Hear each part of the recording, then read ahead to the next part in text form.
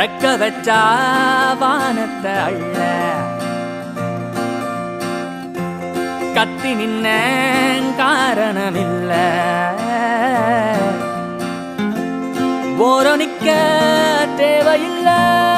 ஓட பக்கம் பூ காஞ்சதில்ல ஓசை இப்போ